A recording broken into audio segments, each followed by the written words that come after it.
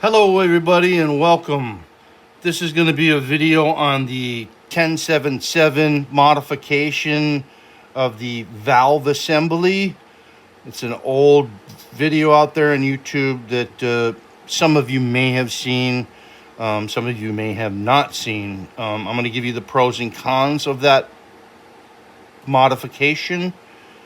And here we go. As you can see, I have put some tape on this valve assembly, and I have used some of my wife's nail polish, fingernail polish, and I have marked the detent body.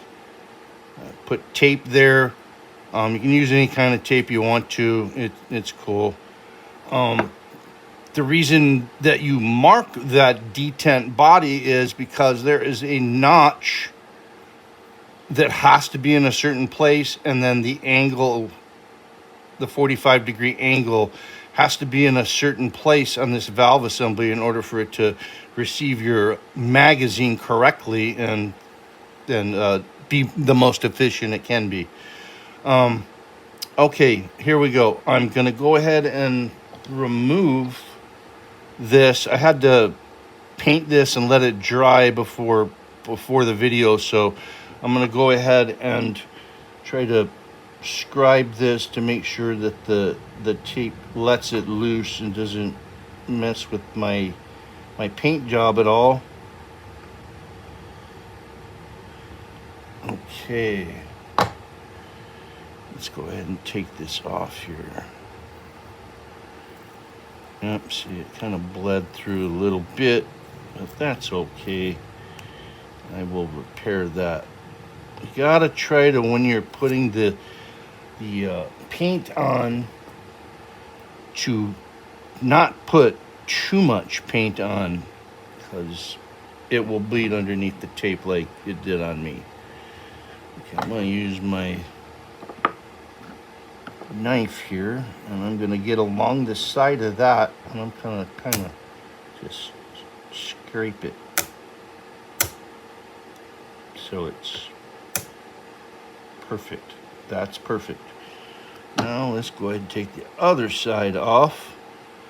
The way that the gentleman in the YouTube video did this was just put a small line.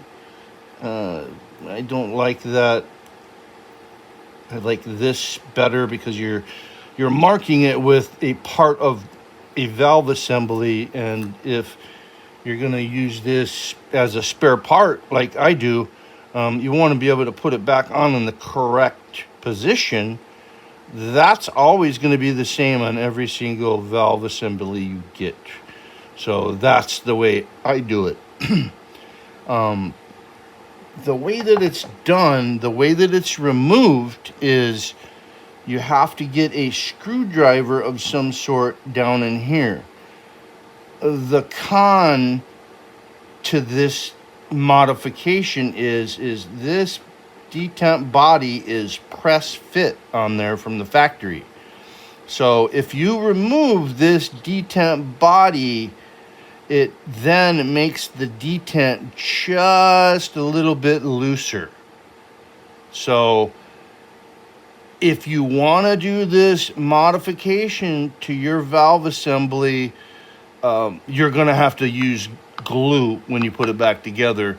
Otherwise, when you fire your gun, slowly but surely, it's going to move forward and move forward a little bit more.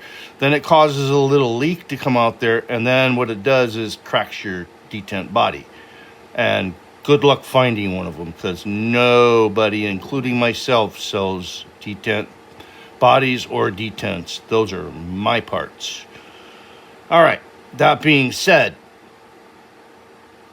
let's go ahead and get this off. You can see that's why I have this cutting board on my wife's table. Otherwise, sometimes you slide off. See, did you hear it go dink? It moved a little bit. So then I'll change positions to the other side and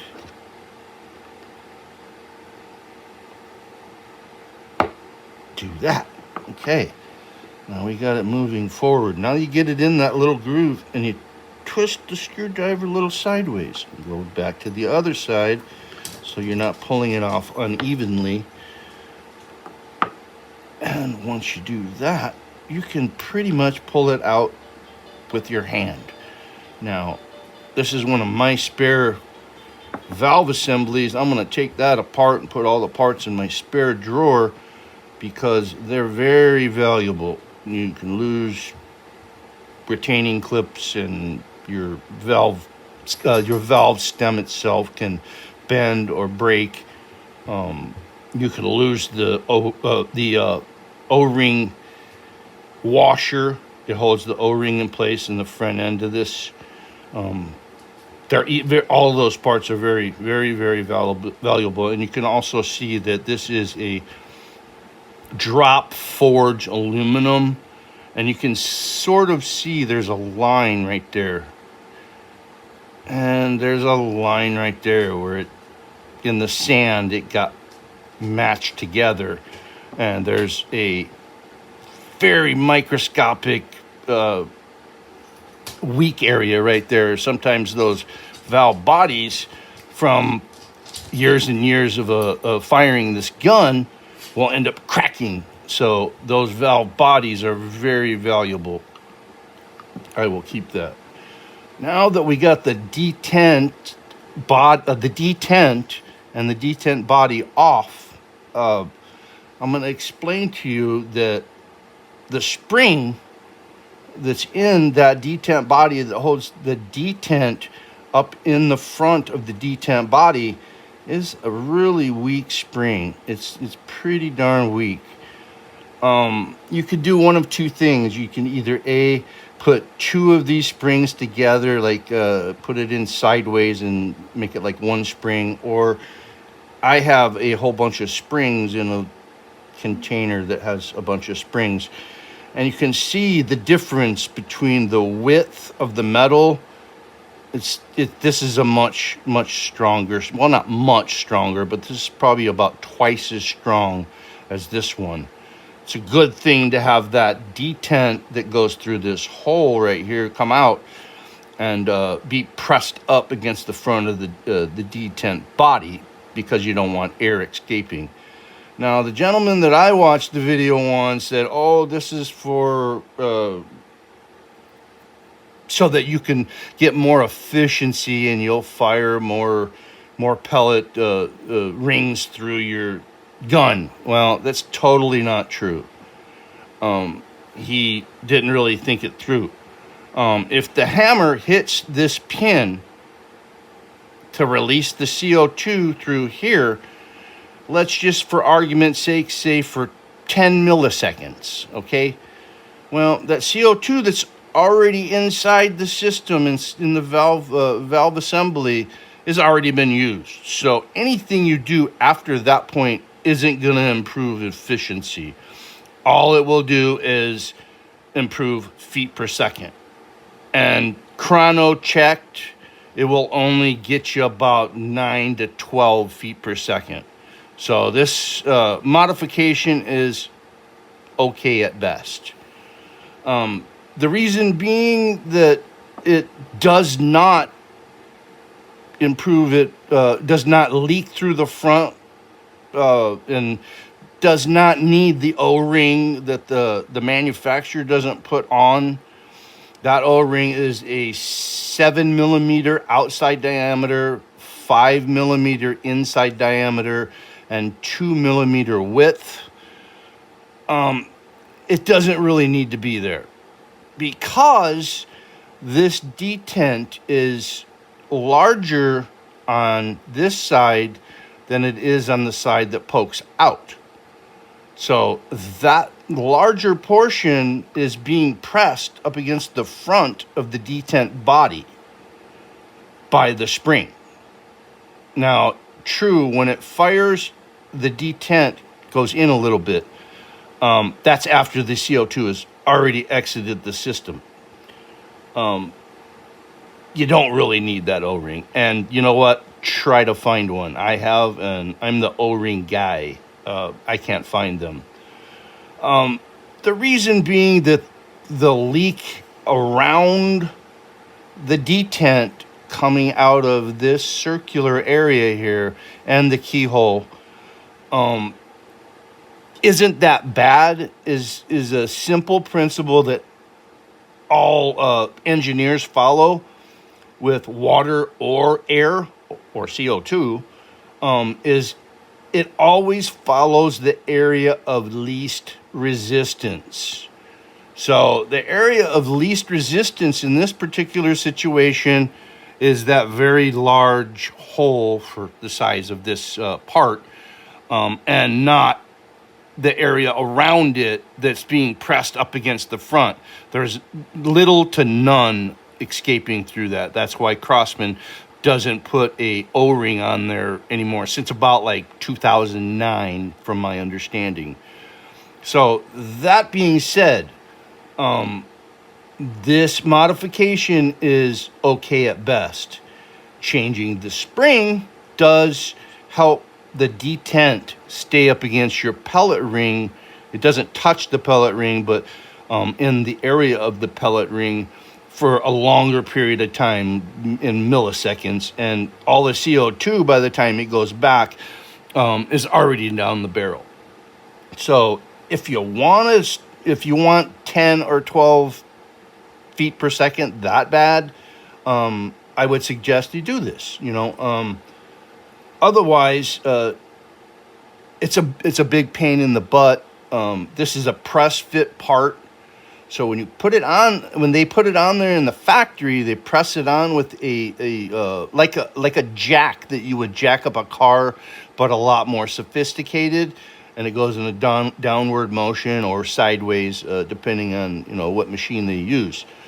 That part is press fit on there. When you remove it, now that part is ever so slightly looser fitting on your valve assembly. So what you need to do is put a little super glue, Loctite, any type of adhesive that's really thin, and that'll stop it from coming off the end of your valve assembly. I'm not going to put this back on for you, but because this is not the valve assembly that this is going to go on, this is going to be taken apart and used for parts in my own personal part collection. But what you want to do is put this in your vise, sitting straight up like this. Tighten it down pretty darn good.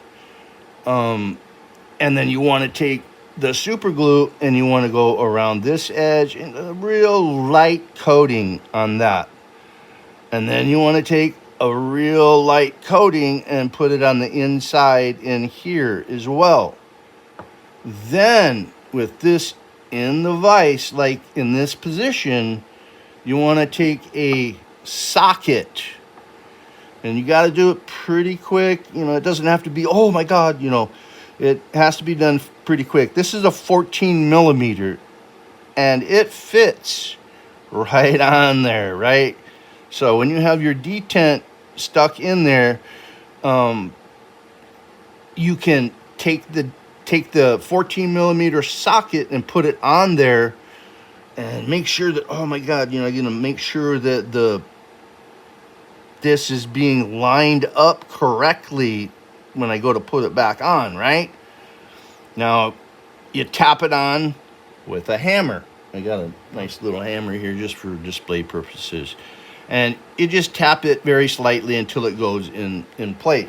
Sometimes you might mess up and you might get it just a little bit off, That's okay. If it's like a hair off, it's okay. It's not that crucial. But one thing you want to notice when you go to put it back together is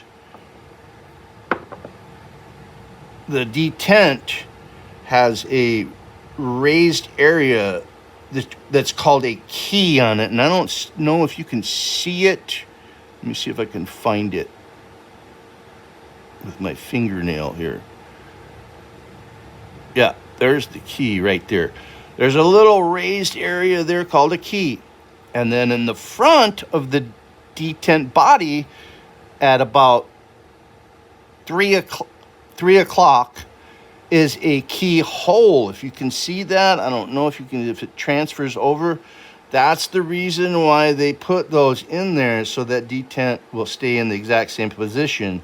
That's the reason why you went through all the trouble of painting this, to get it back on the exact same position.